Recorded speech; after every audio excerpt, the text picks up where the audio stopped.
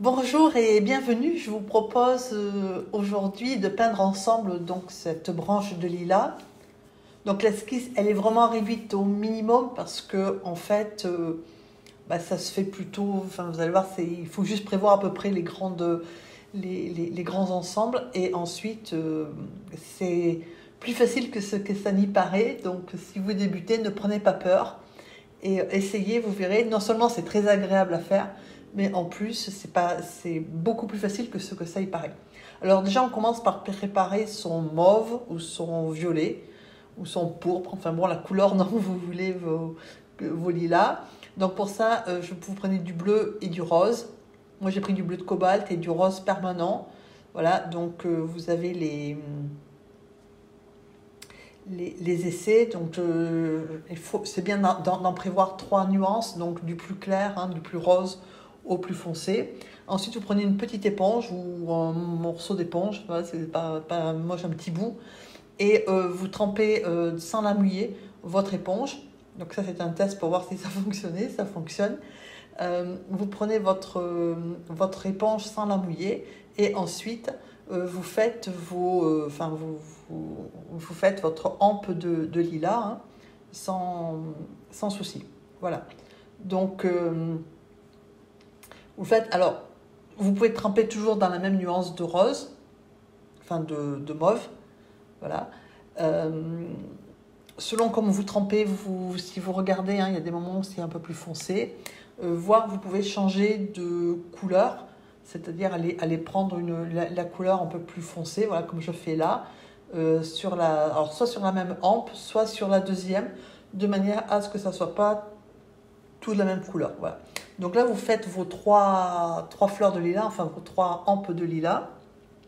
Et pendant que ça sèche, on va faire tout ce qui est feuilles et fleurs. Donc en fait, moi j'ai utilisé le même bleu, c'est le bleu de cobalt, auquel j'ai ajouté un jaune, qui est le jaune auréolin. Donc le jaune auréolin, c'est un jaune il fait relativement naturel, si vous regardez le vert. Et donc il est pas trop vif ni rien, il est parfait pour ça. Et donc vous prenez un pinceau rond, moi c'est du 10, et vous faites vos feuilles, alors voilà, tranquillement.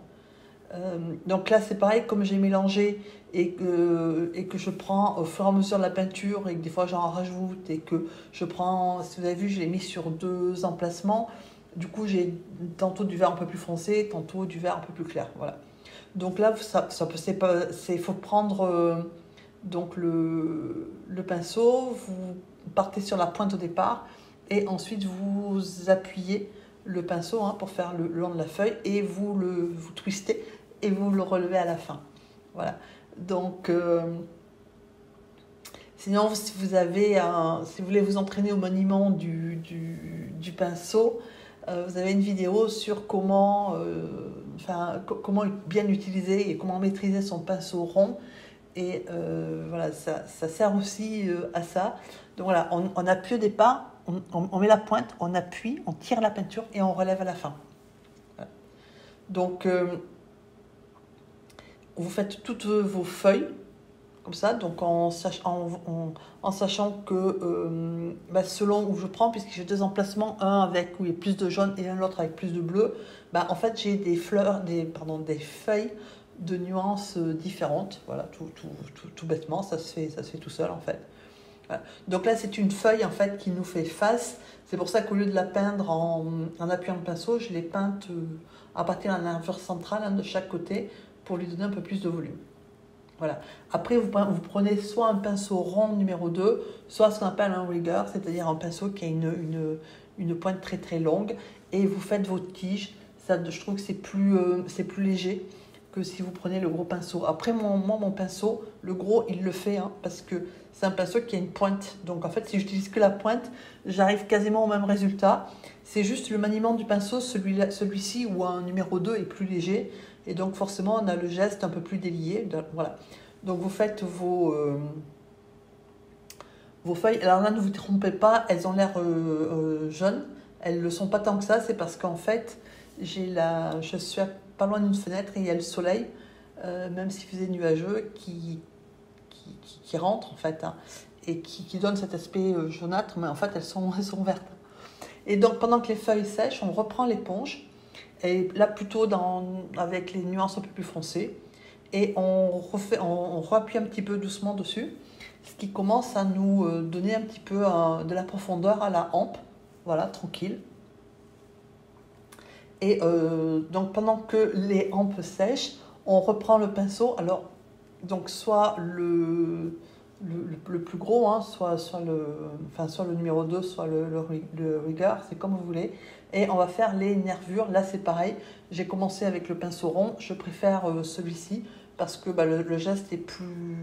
Je trouve qu'il est plus délié. Voilà, Et vous faites vos nervures. Donc, moi, j'ai pris la solution la plus simple, c'est-à-dire que je fais des nervures plus foncées par-dessus. Et voilà. L'autre solution, ça pourrait être de faire en retrait de peinture, hein, c'est-à-dire que vous prenez un pinceau humide, vous tracez votre... Là, ce que j'ai fait, c'est un retrait, c'est-à-dire qu'en fait, vous prenez un pinceau humide, vous délimitez votre nervure et en fait, vous retirez la peinture.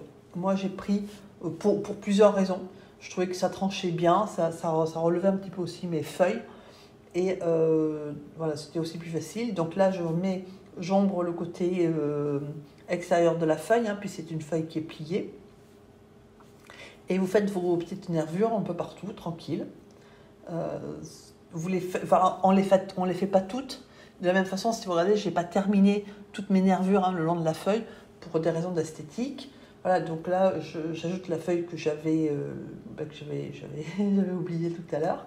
Voilà, donc vous faites vos feuilles comme vous avez envie de les faire. Et ensuite,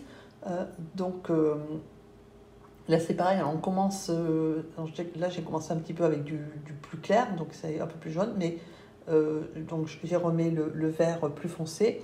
Et là il va falloir aller près des fleurs en fait, hein. Donc voilà, il faudra rajouter un petit peu de violet après.